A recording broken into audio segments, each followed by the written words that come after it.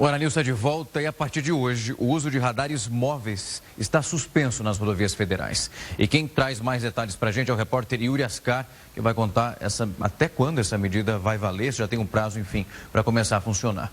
Yuri? Vale até os Ministérios da Justiça e da Infraestrutura revisarem toda a regulamentação do uso de radares móveis. A medida foi publicada hoje no Diário Oficial da União.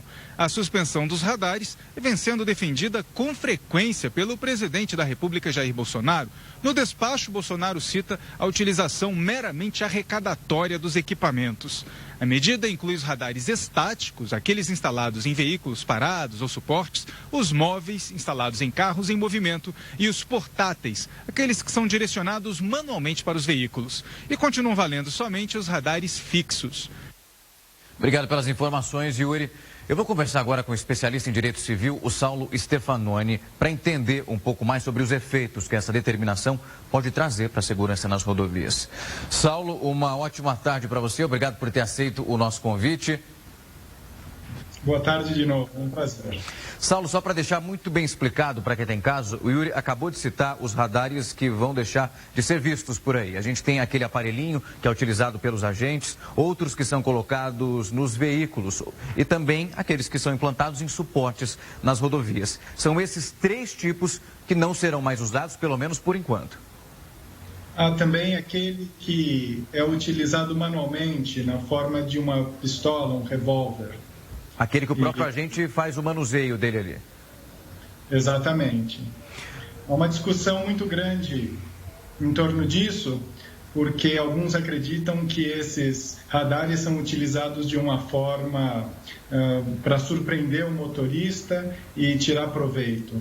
De fato, a questão ela é delicada, mas é preciso considerar que o Brasil tem números catastróficos relacionados à fatalidade no trânsito. E a medida ela precisa ser considerada não só do ponto de vista de que a regulamentação precisa ser mesmo aprimorada, mas também do ponto de vista técnico. Todos os estudos mais importantes apontam para um grande risco para a segurança do trânsito com essa medida. Saulo, você conhece algum estudo, existe alguma estatística que traga embasamento para isso, para que esses radares sejam retirados? O número de acidentes hoje no Brasil é menor, por isso há essa necessidade? Ou é uma situação realmente tomada pelo presidente, porque ele considera essa medida nada mais do que para arrecadar dinheiro?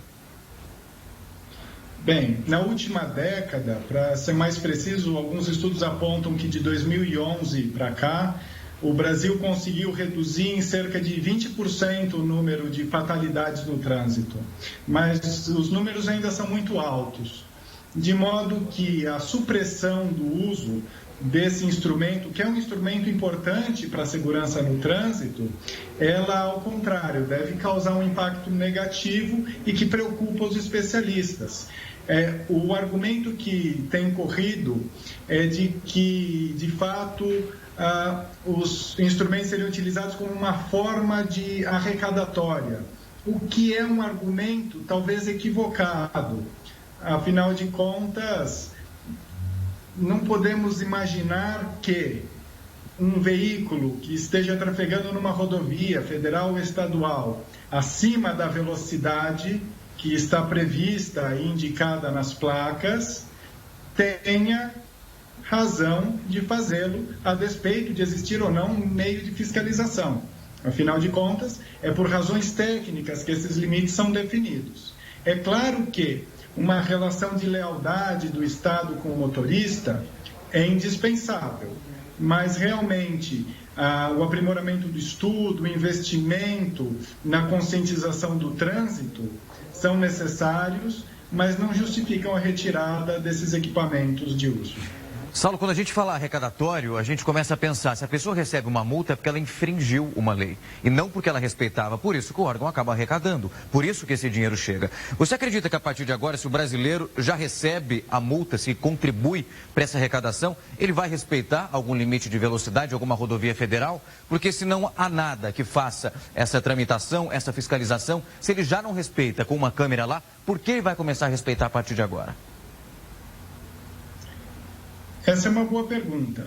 É fundamental a gente compreender que as medidas sancionatórias, elas existem como um mecanismo para o Estado procurar conter as infrações.